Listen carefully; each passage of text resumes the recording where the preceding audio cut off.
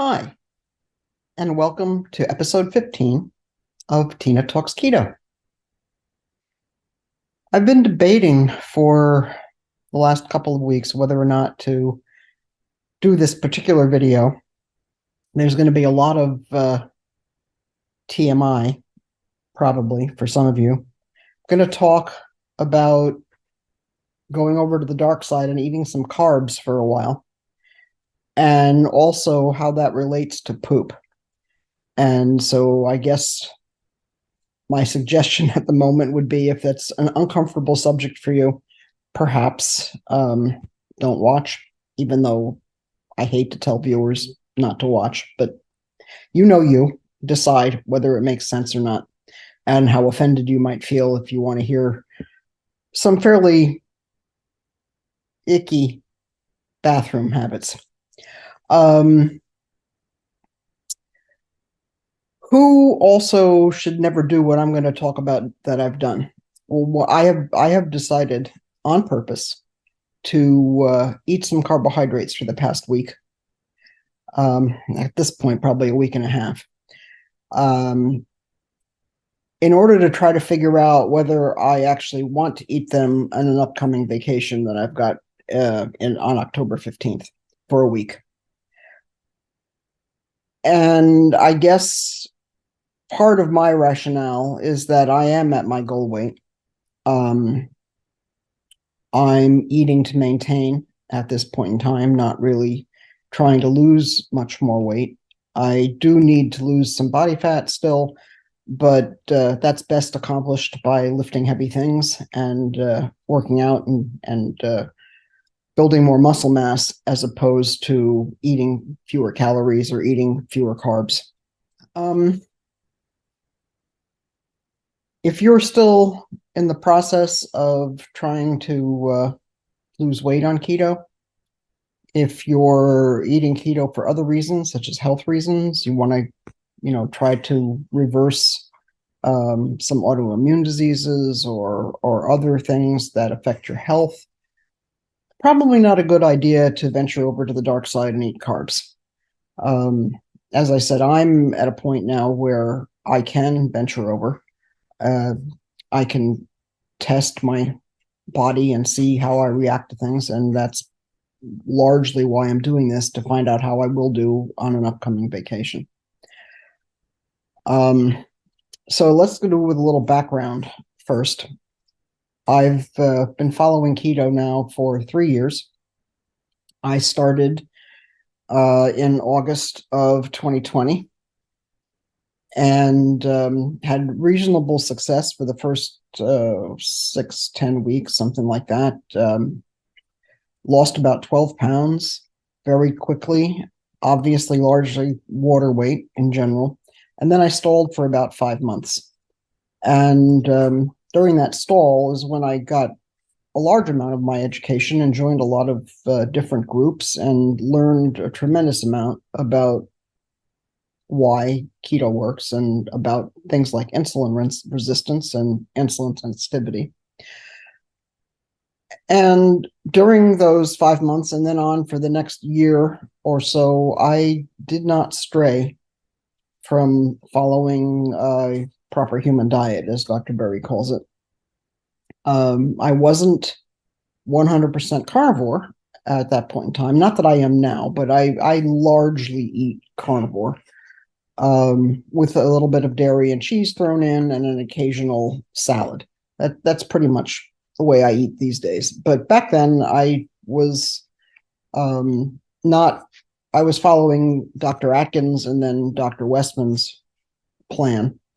And I did not stray at all from the list of foods that I was supposed to eat and the quantities of foods that are suggested on either of those plans. They're very, very similar between the two of them.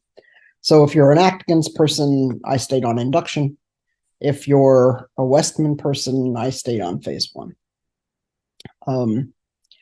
Fast forward to the following year, 2021, August, that would have been my 1-year anniversary of following a ketogenic diet. And in November, I had a birthday. Then we have Thanksgiving. Then we have Christmas. Then we have Valentine's Day. Then we have Easter, if you follow that holiday. So there's a lot of opportunities to stray. And one of the things I wanted to do at the time was learn how I respond to an occasional carbohydrate. There's a lot of discussion between the concept of being a moderator or an abstainer, and how you react to deviating from your plan.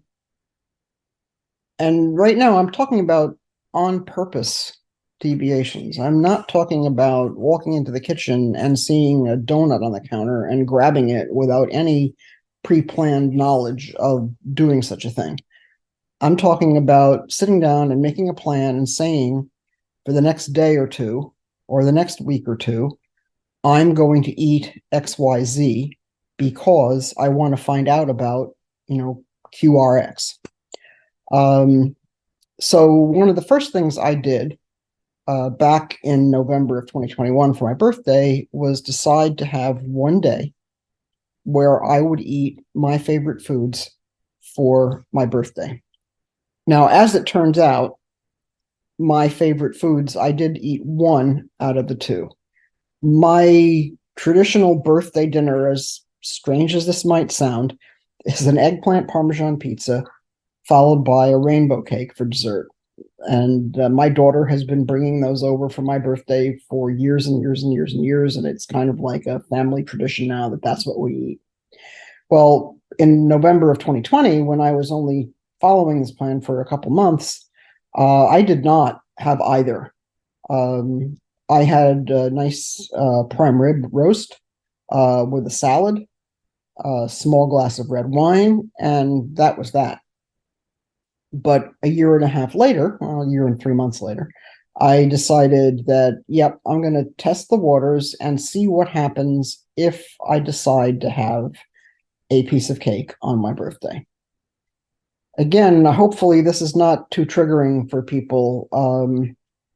Sorry if it is, but part of what you need to learn as you're going along on this way of eating is that this is a lifetime thing, and you need to understand how your body responds to eating foods that are not necessarily on the plan of the day. So I had one piece of rainbow cake on that day. We decided, my daughter and I, that she would bring over the rainbow cake. We decided against the pizza. And the reason being for that, and I went with prime rib again, it was the year before, is that if you're following glucose and what your glucose and sugars do when you eat carbohydrates, you've probably learned that when you eat protein and or fat, it mitigates some of the damage done, and the rise in glucose from eating something that's a pure carbohydrate tends to be less. So instead of having the eggplant Parmesan pizza, I had a nice piece of prime rib roast, and then I had one slice of rainbow cake. And I was fine. My blood sugar did go up. It did not go up horribly, but it went up. But that one piece, my daughter took the cake home. I did not want to test the waters about whether or not I could handle having cake in the house. Again, still not sure about whether I'm more of a moderator or more of an abstainer. So she took the cake home. We're all done. Everything was fine. I went straight back the next day to eating Dr. Westman's phase 1. No problems whatsoever. Went right back into ketosis by doing finger stick checks. Everything was great. Move forward. Next up is Thanksgiving. What did I have on Thanksgiving? Again, testing the carb waters a little bit. And for me on Thanksgiving, that was eating a popover. Not a huge amount of carbs. I did not have dessert, but I wanted to see. We had, for Thanksgiving, we had turkey, green bean casserole, which I ate some of. We were careful with the ingredients and how we cooked that. I put a lot of butter on the popover that I ate. And again, everything was absolutely fine. Christmas Day, similar agenda. We make prime rib roast for Christmas Day. So I had prime rib. My daughter-in-law did give us a Trader Joe's dark chocolate bar in our Christmas stockings, which I ate half of. But again, I'm starting to learn now as I'm going forward through these holidays that I can, for me, flip back and forth between having a carb or two and then just going straight back on to phase one without being triggered and without being into a 3-month downward crash because I ate something sweet. Now, I understand that you would never ask an alcoholic to then have, oh, this sip of this drink. But I really honestly believe that I personally am not addicted to carbohydrates the same way that an alcoholic might be addicted to alcohol. So for me, I'm learning along the way that I can have a treat every now and then. Not everybody can. And it's really important that you understand yourself well enough to realize whether or not you're in a position to be able to try a treat or whatever you constitute as a foray into the dark side, so to speak, and go from there. So for me, again, this was a year and a half into it. I'm very close to goal weight at this point in time. I don't remember exactly where I am. I could probably look it up, but I'm definitely past my first weight marker of where I thought I was going to get, and heading into a very comfortable goal weight that I was trying to achieve. And I'm 5'6". My goal weight, and 71 years old right now, and goal weight is 150 for me. And I'm very comfortable at that weight. I feel good. I can exercise. I can walk around. I typically will do 3-mile walks out to a beach that's nearby my house. And I'm very comfortable at that weight. So that works for me. If you looked at me, could you say, well, you probably could lose a few more pounds? Yeah, maybe. But I'm happy. So I'm not really worried about it. Okay, so onward we go to the next test of eating carbohydrates, which is a cruise for my 50th wedding anniversary, which was booked for February of 22. So my birthday was November of 2021. So birthday, Thanksgiving, Christmas at the very end of 2021. Testing the carbs just a little bit. And then we were going on a cruise for 21 days. We went from Fort Lauderdale to San Diego on the ship. And part of my reasoning for testing my birthday, Thanksgiving, and Christmas was to see how the ship might go. Now, this gets important because I'm still doing my keto diet. I'm still doing it more keto than carnivore at this point in time. I am incorporating fasting. Well, fasting is the wrong word. I'm incorporating time-restricted eating. So by this point in time, I'm eating my first meal somewhere between 11 a.m. and 1 p.m., my second meal somewhere around 5 p.m., and not eating after that. Finish whatever I've had for dinner. And yes, I might drink a cup of tea or a cup of decaf coffee afterwards during the day. Dr. Cywes talks about a bridge, and I use liquids for that, either some type of herbal tea or a cup of black coffee, sometimes a cup of coffee with some heavy cream in it. So I am doing time-restricted eating. We're driving down to Florida from New York. I'm fully on my plan on the drive, and I have some older videos about how to go through car trips and things like that, and go through the gas stations and pick up very keto-friendly foods if you need to snack. So there's videos on how to do that, and I just followed that. I would get a piece of cheese, a couple hard-boiled eggs, Sometimes they had chicken salad, no bread, just a container of chicken salad you could get. And I was very comfortable on the drive down there. Get on the ship. And now my decision-making process is, do I want to eat some carbs? And if so, which carbs? The dogs are barking. So we get on the ship, we go to the dining room, I order a glass of wine, and my decisions about alcohol, I drink wine probably every day, about 5 or 6 ounces of it. It has never affected my blood glucose numbers or my ketones in any way. Obviously, that's me. You need to learn for yourself whether that's something that you want to enjoy or not, and whether or not you can tolerate it. So we're on the ship. I had a roll with dinner. So there go the carbs, which is what I kind of planned to see what, how that would go. Had steak, undoubtedly, or some form of meat. I don't do much with sauces. Some cream-based sauces, like a béarnaise sauce, are certainly fine. Creamy horseradish is absolutely fine.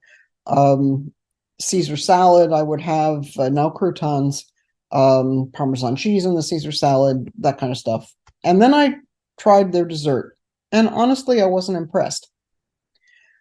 And after a couple of days, now we're on the ship for 21 days, so this is a long cruise. And I started thinking about things like, well, how do I really feel? Do I really want to do this for this length of time? Is it worth it to me? And that was the big question, is this food so good that it's worth it to me to eat these carbohydrates? And the answer on that particular ship was no. The food was nice. The meats and their dinner food and things like their salads was really excellent. And I had things like roast chicken and grilled salmon, roast beef, steaks, even calamari, but nothing. I didn't have anything deep fried. And I realized that I didn't feel that great, and I wasn't enjoying eating the carbohydrates. They just weren't that good. So that made that decision after about 3 or 4 days on that ship, like, no, I'm not going to do this. I did bring a scale with me on the trip. I know, sounds crazy, but I was going to be away for a long time. We were on the ship for 21 days. Then we were going to drive up to, the ship was Fort Lauderdale to San Diego, driving up to visit my daughter and my cousin up in Seattle, Washington, and Portland, Oregon. My younger daughter and son-in-law were flying out to meet us, and we were driving back across the country through Moab and other places to head back home. So I was gone 21 days on the ship, another week to get up the West Coast, and then another 2.5 weeks or so to drive back. So this was a long trip. Did I, along the way, have a carb or two every now and then? Did we order dessert at a restaurant after we got off the ship and share an ice cream sundae? Yes. But I also had learned at that point in time that it really doesn't bother me, in the sense that it doesn't send me off the deep end and make me dive into having a whole pile of sweets for the next 3 months. I just go right back to eating the way I want to eat. Fast forward to the following year, next February, we're on Symphony of the Seas. Now we're talking 2023? Yeah, I think 2023. I was, again, birthday in 2022, November, Thanksgiving, Christmas, only 1 days of, let's have the food that I enjoy. Otherwise, completely on Dr. Westman's phase 1. That's something, by the way, is I've never moved in my eating. I have not moved off of either the induction version of Atkins or the phase 1 plan of Dr. Westman's. I just don't see any need for it. I've also never gotten into the keto treat kind of foods. you start getting into that whole mess with whether you're following total carbs or net carbs, and the keto treats are all net carbs. If you have a keto treat that says it's 2 net carbs, but it's 25 total carbs, and you have 2 or 3 of them in one day because they're there and you can just go grab them, and all of a sudden you've eaten 75 to 100 total carbs, that's way too many, and it's really not a good plan. So I don't do that. I'm much more inclined to just have a real piece of fruit or a real donut and eat it and move on. So anyway, so birthday, Thanksgiving, Christmas, same as the year before. We're going to have and enjoy some goodies on those days, and that's it. Get on to Symphony of the Seas for 2 weeks in February 2023. And I'm starting to learn that, and here comes the stuff with the poop. So if it's TMI for you, again, maybe you want to shut this off. Up to you.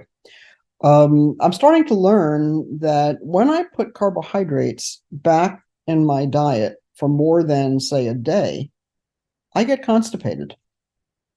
I'm not sure why. But if I recollect and I go back to eating before keto, I was taking 4 to 6 stool softeners every day.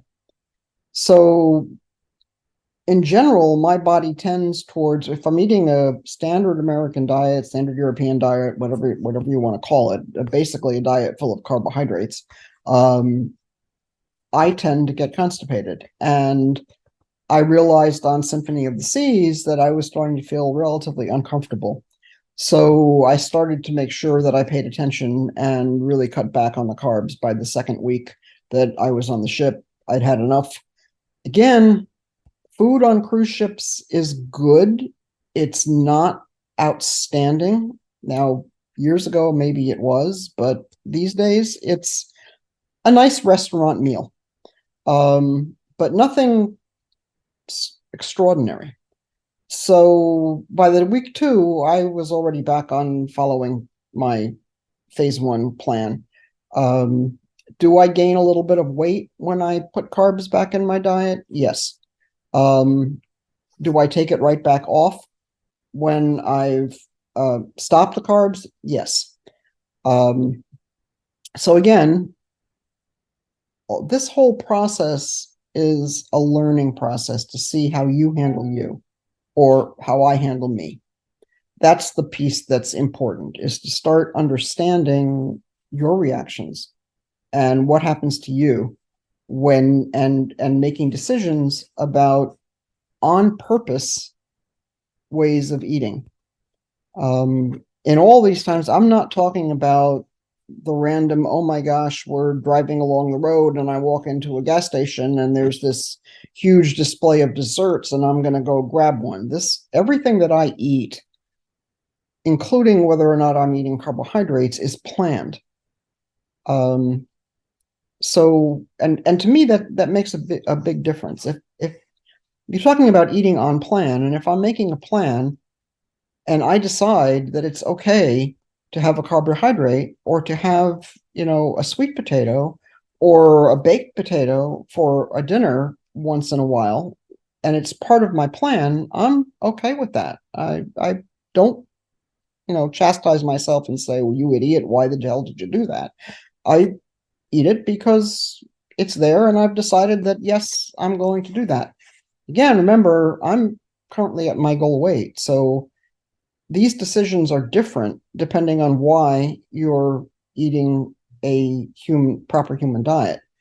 Some of you are eating it for your health, not just to lose weight. A lot of you probably are. And in which case, your decision-making process on whether or not you want to eat those carbs is entirely different. And it's important to understand the distinction between the two. So getting back into the poop side of things, one of the other things that happened as I've been following the ketogenic diet is that when I do not eat carbs, for whatever reason, my poop turns into an oil slick. I don't know why. I've talked to a lot of doctors about it, and I think Dr. Cywes and I are actually getting somewhere with this, which I'll talk about in a little bit. But it's not the most comfortable thing. And one of the things I've learned, and particularly I learned it early on when I had the 5-month stall, because one of the suggestions for breaking a stall, depending on who you follow, is to eat more fat.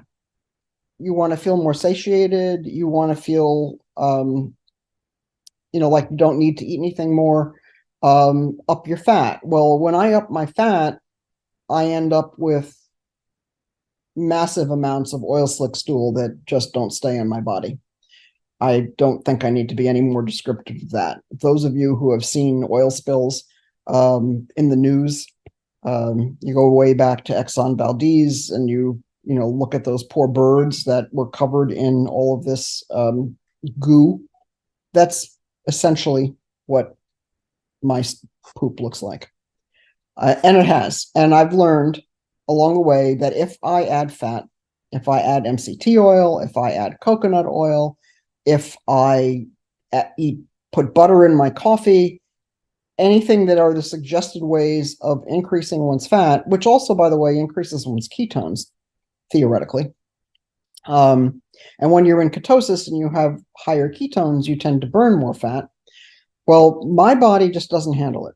So I've never been the one that's been able to eat more fat and become satiated from eating more fat. I just can't do it. One of the things I also want to mention when talking about eating carbs is that the hunger that I experience is entirely different than the hunger that I experience from staying on a proper human diet, mostly carnivore, or even when I was back in keto. I've always said that I'm hungry. I don't typically get satiated that well from eating a ketogenic diet. But one of the things that I've realized when I spend a week and a half eating carbohydrates is that the hunger that I feel when I've completed a meal that is a proper human diet meal, compared to the hunger that I feel from eating during the day from eating carbs, is entirely different. The hunger from I finished my dinner, didn't really get satiated from it, but I get up from the table, as Dr. Cywes suggests, take half of what you've just cooked, put it on your plate, go sit down, have a nice dinner, get up, go do something else, wander away. When you come back, I kind of feel hungry, but I don't feel like I want to eat anything else. I put the food away and put it in the fridge. When I'm eating carbs, first of all, I'm hungry all day. There's not a point of satiation that happens. And the hunger feels different. And I actually am starting to understand what the term hangry means. Because before keto, before time-restricted eating, you wander around the house, you wander in the kitchen, you grab something that's in the fridge, you open up that bag of potato chips, you eat that Pop'em, Dunkin' Donut or whatever that's laying around there, or you go and grab the bag of cookies, or you find a piece of chocolate, or even if you're trying to follow Weight Watchers and you find a bar that is theoretically low calorie and high protein and good for you, you just kind of don't think about hunger in the same way, and you just sort of nosh and you eat. The hunger that I've experienced when I'm finishing carbs is so different. It's like a clawing, gnawing hunger that you just want to keep eating and keep eating. The hunger that I feel after eating a ketogenic meal, in other words, protein, fat, that's part of the protein, is entirely different. Again, I mentioned earlier, I really can't tolerate a whole pile of fat, so I do not sit and put butter on top of my steak. but I do eat the fat that comes with the meat that's part of the meal. So I don't eliminate fat in the sense that I try for chicken breast or I try for very lean meats or white pork meat, which is very lean. I will eat the fat that comes with the food, but I don't put extra fat on it. And perhaps that's why I don't feel as satiated as some people do. I've also realized that I just cannot eat piles of meat, as Dr. Berry suggests. I know he just says, wait, eat until you're comfortably full. Well, I can't tell when I'm comfortably full. So I don't do that. I measure. I've also learned that if I eat 6 ounces of some type of protein, I have much better numbers the next day than if I eat 8 ounces of that same type of protein. So again, it's all about learning about your own body and how you react to things. But I think it's important to understand the distinction and the difference between the kind of hunger that you might feel when you've actually finished a meal and you get up and you go away and you walk around and you get distracted and you eat something, you don't need to eat anymore. You're finished. You're actually done. You're satiated, even if your brain doesn't quite realize it, compared to this nagging, clawing feeling of I got to eat, I got to eat, I got to eat that happens when you eat carbs. It's just not a fun feeling. It's really quite different. And I was actually surprised. This, other than being on a cruise ship, this is probably the longest time that I've gone with actually putting carbs back in my diet. And although I'm not going to say never again, because there's probably going to be an again, it's important for my brain to realize that this is a lifestyle. This is going to be the way I eat for the rest of my life. And I need to know that I can deviate from, or not deviate's the wrong word, that I can program in carbohydrates into my life on the days that I want to do that. And I can do that successfully. Even though I also understand that when I do that, I feel pretty poorly for the most part. And I'm very, very happy to get back to the regular, proper human diet, ketogenic way of eating. So moving along, I have to decide what I can do is if I want to put some carbs back in my life, I actually have better poop. But I also get to the point where I get constipated. And now we can fast forward to April of this year, the last week in April, was on another cruise. My husband and I try to do about 4 a year, just as an FYI. I'm retired. He works remotely. So it's working out really well for us. But anyway, I'm on Anthem of the Seas, sailing, 8-day sailing from out of New Jersey. And like day 7, 6 or 7, I'm starting to feel really awful. Getting constipated, having horrible diarrhea along with constipation. And yes, that is a thing.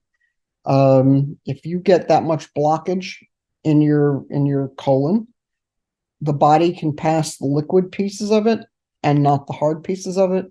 And you end up with constipation and diarrhea at the same time. And it is bloody awful. So get off that ship, stop carbs instantly. Did I eat a whole ton of carbs on that trip? No. I ate a piece of dessert now and then. I ate a piece of bread with dinner, bread and butter. Always followed 18-6 in terms of time restricted eating. But something went wrong on that trip, clearly. And I'm still kind of battling that at this point in time. So I'm on the ship 8 days. I've got lower abdominal pain that is just horrendous.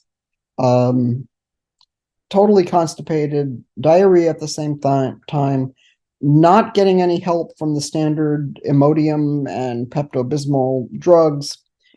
Fortunately, I get home, try to figure out, go see the gastroenterologist. They run a whole pile of tests. All all the tests come back negative. I'm still suffering with this nonstop diarrhea. I stopped eating the carbs, so I got rid of the constipation.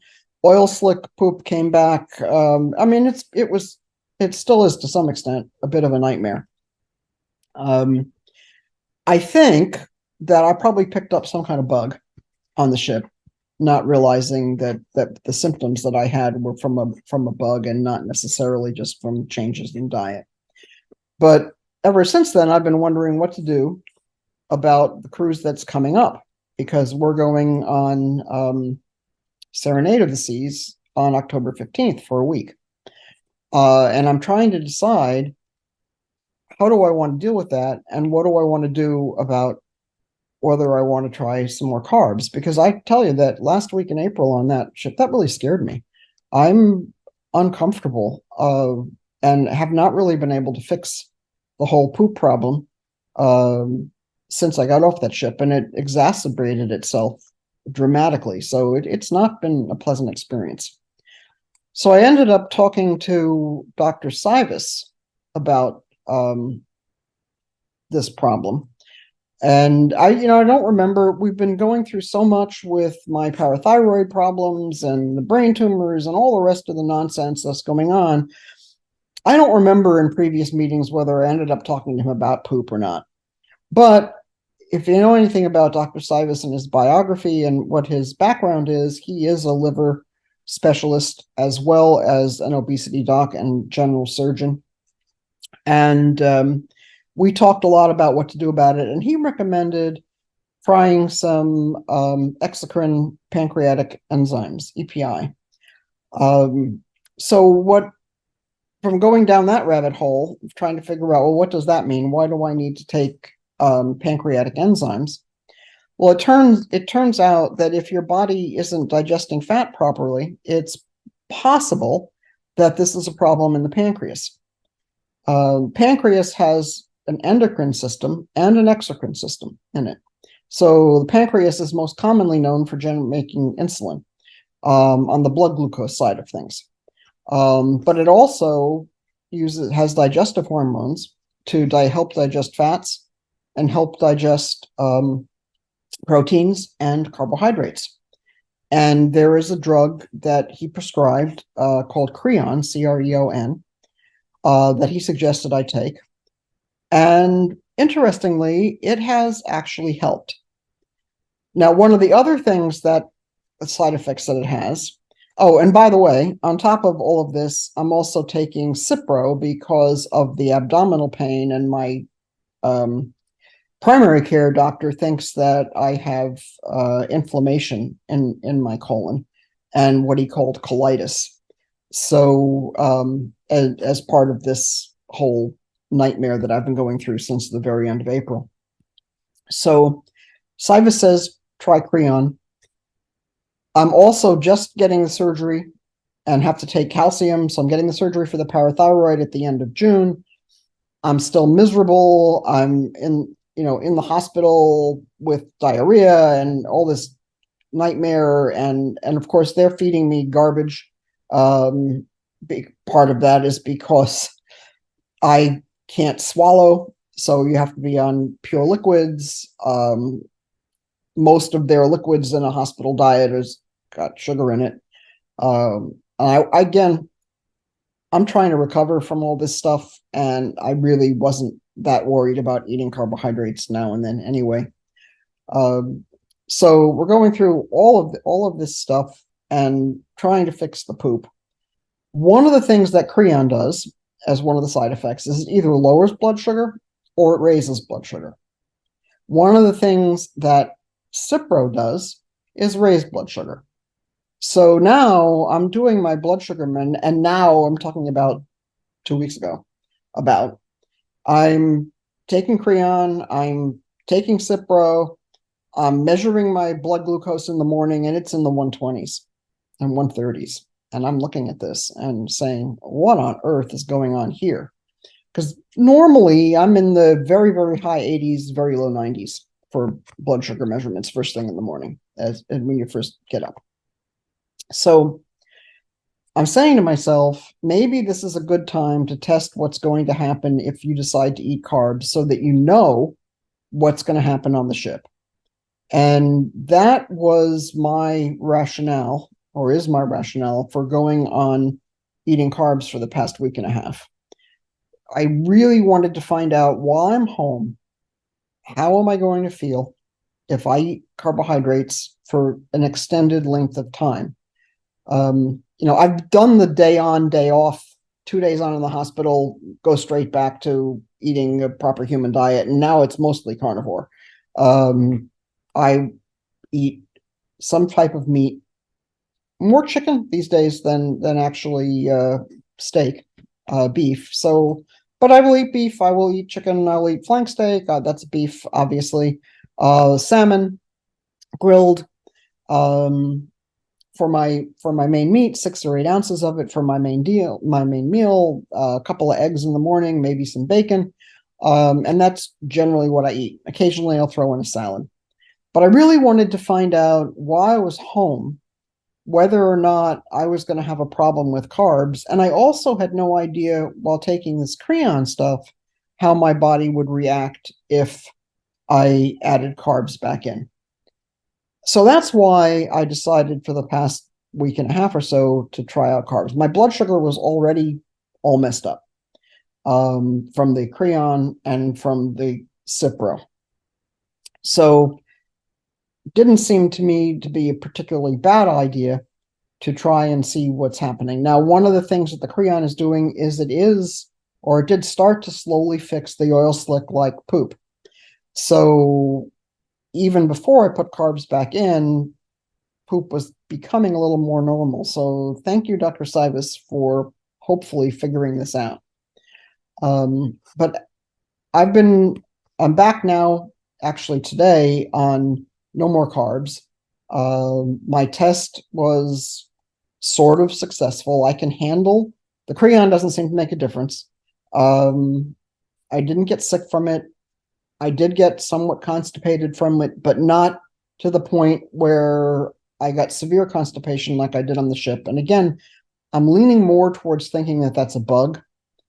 The gastroenterologist is telling me that all this is IBS, which is irritable bowel syndrome.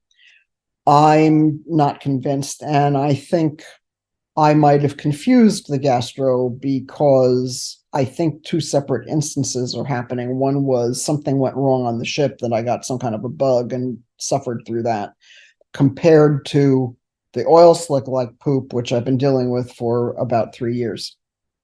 So anyway, all of this is to say, I can handle carbs to some extent.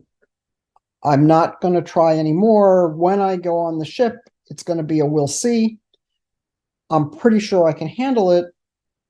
And I'm thinking that for my lifestyle, it's good to know long term, because I'm planning on eating this way of eating forever. The couple of things that have happened when I do eat carbs, there's a lot of things that go wrong. And also make me question whether it's really worth it or not, whether that taste for 5 minutes of enjoying some form of dessert or enjoying a baked potato is actually worth anything. Because the very first thing that happens is I get inflamed. My joints start to hurt again. I start to ache. It is not a pleasant experience. Next thing that tends to happen is I don't sleep as well. My heart rate tends to be higher. Just sitting around, I have much less energy. So one really has to question the value of, is that piece of cake worth it? Sometimes the answer is going to be yes, especially if it's a really good, somebody at a really good bakery. But again, on the other hand, and I have a thing about tiramisu, that's one of my most favorite desserts, so I'll tend to eat that, especially if it's made well. I like to have one, I know a lot of people are grossed out by it, but one of my more favorite meals on a cruise ship is escargot, which are snails, and they come in this wonderful melted butter with a wonderful slice of bread. So the snails, of course, the escargot is not carby. Neither is the butter, but the bread that you eat it with is. So again, decisions that have to get made about whether or not it's worth it. But I would say that the stomach aches, the inflammation, the joint pain, the headache, the higher heart rate, and all the other things that carbs do are actually not worth it in the end.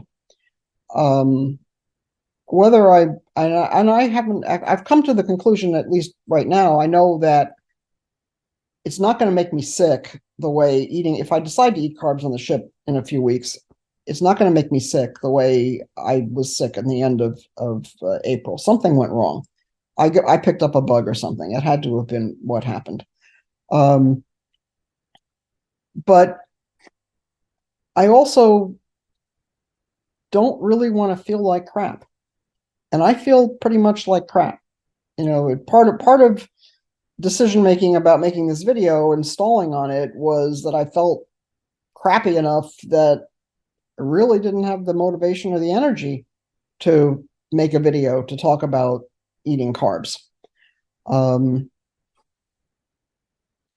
I finally got around to it, and part of the there's all sorts of things that goes on in one's life, and one of the reasons that I didn't make a video last week or the week before is that we were having work done in our yard with all sorts of heavy duty equipment, and they're working on the road in front of my house, so there's constant noise going on, which would be background noise for the video. Fortunately, today has been a very quiet day. My husband is out at our boat, so nobody's home. The dogs aren't barking. So it was a good time to go ahead and do this. But in any case, let me thank you if you've managed to listen to all of this. If you've learned anything from it, I hope there's some nuggets that are worth taking from this video. I would greatly appreciate it if you guys subscribe. I think in the last video I said I didn't have 100 subscribers. Well, now I do. I think it was 101 or 102 the last I looked. So thank you so much for that. Please consider sharing the video. Remember that this is not medical advice in any way. I'm not a doctor. I'm only talking about me and how these foods relate to my body. So you need to do you on your own terms. Hopefully all of this wasn't too much information for you. And I will be back next week. And thank you again so much for watching.